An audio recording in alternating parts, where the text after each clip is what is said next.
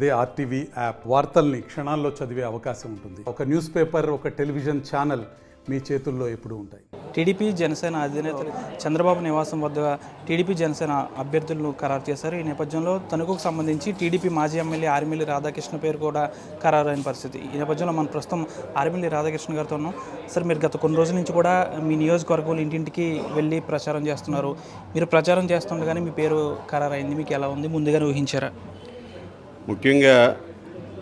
ముందుగా తెలుగుదేశం పార్టీ జాతీయ అధ్యక్షులు నారా చంద్రబాబు నాయుడు గారికి, జనసేన పార్టీ అధ్యక్షులు పవన్ కళ్యాణ్ గారికి నా అభ్యర్థిత్వం ఉమ్మడి అభ్యర్థిగా ఖరారు చేసినందుకు వారిద్దరికీ కూడా ధన్యవాదాలు తెలియజేసుకుంటున్నాను. అలాగే ఈరోజు చాలా సంతోషంగా ఉంది. అదేవిధంగా నా మీద చాలా బాధ్యత కూడా ఉంది. ఈరోజు తెలుగుదేశం జనసేన శ్రేణులని ఇద్దరిని కూడా కలుపుకొని రాబోయే ఎన్నికల్లో తెలుగుదేశం జనసేన జెండాని ఇక్కడ ఎగరేయాల్సినటువంటి అవసరం ఉంది. ఈరోజు అందరినీ కూడా సమన్వయం చేసుకుని వెళ్లాల్సినటువంటి బాధ్యత కూడా నా మీద ఉంది. తప్పనిసరిగా రాబోయే రోజుల్లో మంచి మెజారిటీతో తెలుగుదేశం జనసేన జెండాని ఈ నియోజకవర్గంలో రెపరెపలాడిస్తాం. ఇప్పటికే మీరు గ్రామాల్లో తిరుగుతున్నారు. రెస్పాన్స్ ఏ విధంగా ఉంది సార్ టీడీపీ పార్టీ మీ మీద? గత 6 రోజులుగాను కూడా ఈ నియోజకవర్గంలో పాదయాత్ర చేస్తూ వివిధ గ్రామాల్లోకి వెళ్తున్నప్పుడు ముఖ్యంగా ఈ ప్రభుత్వం యొక్క బాధితులు అనేక మంది ముందుకు వచ్చి వారు తమ అసంతృప్తిని వ్యక్తం చేస్తూ మరలా తెలుగుదేశం జనసేన ప్రభుత్వం రావాలని అందరూ కూడా ఆకాంక్షిస్తున్నారు.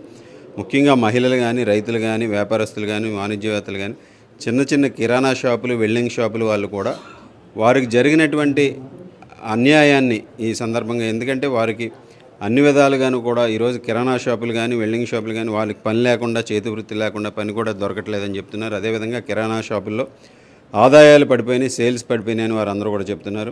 అలాగే మహిళలకు సంబంధించి నిత్యావసర వస్తువుల ధరలు పెరిగిపోవడం కానీ, గ్యాస్ ధరలు పెరిగిపోవడం కానీ, కరెంట్ ఛార్జీలు పెరిగిపోవడం కానీ, ఇటువంటివన్నీ కూడా మహిళలు మా ముందుకు తీసుకొస్తున్నారు అనేక సమస్యలు. అదేవిధంగా అభివృద్ధిని తీసుకుంటే ఎక్కడ కూడా గ్రామాల్లో వీళ్ళు కనీసం సిమెంట్ బస్తా పని కూడా చేసినటువంటి పరిస్థితి లేదు. డ్రైనేజీలు అస్తవ్యస్తంగా ఉన్నాయి, అదేవిధంగా రోడ్లు అస్తవ్యస్తంగా ఉన్నాయి.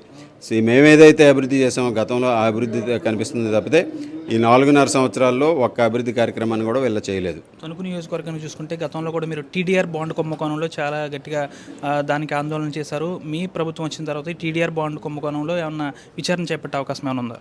తప్పనిసరిగా మా నాయకుడి దృష్టికి దీన్ని టీడీఆర్ బాండ్లకు సంబంధించి విషయాన్ని అన్నీ కూడా మా నాయకులు జాతీయ అధ్యక్షులు నారా చంద్రబాబు నాయుడు గారి దృష్టికి తీసుకెళ్ళడం జరిగింది. రేపు ప్రభుత్వం తప్పనిసరిగా వస్తుంది, దాని మీద తగిన చర్యలు తప్పనిసరిగా తీసుకుంటాం. 28వ తేదీన టీడీపీ జనసేన ఆధ్వర్యంలో భారీ బహిరంగ సభ తాడేపల్లిగూడెంలో ఉంది. ఏ విధంగా ఉండబోతుంది? ఎంతమంది వస్తున్నారు?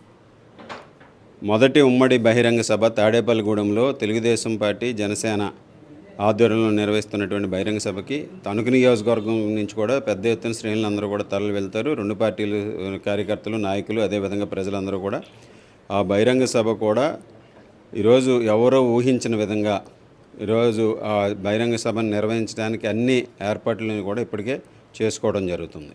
తణుకు నియోజకవర్గంలో దాదాపుగా కూడా చాలా గ్రామాల్లో ఇప్పటికే మాజీ ఎమ్మెల్యే ఆర్మిల్లి రాధాకృష్ణ సుడిగాలి పర్యటన చేపడుతున్నారు. ఎన్నికల ప్రచారాన్ని కూడా చేపట్టారు. ఈ నేపథ్యంలో ఈ ఎన్నికల ప్రచారంలో భాగంగా ఈరోజు పేరు కూడా ఖరారైంది. దాదాపుగా కూడా కొన్ని రోజుల్లోనే ఎన్నికలు రాబోతున్నాయి. ఎన్నికల నేపథ్యంలో ఎలా అయినా సరే తణుకు నియోజకవర్గంలో టీడీపీ జెండా రెపరెపలాడిస్తామని మాజీ ఎమ్మెల్యే ఆర్మిల్లి రాధాకృష్ణ చెప్తున్నారు. వీడియో జర్నలిస్ట్ శేఖర్తో మనోజ్, RTV పశ్చిమ గోదావరి నుంచి.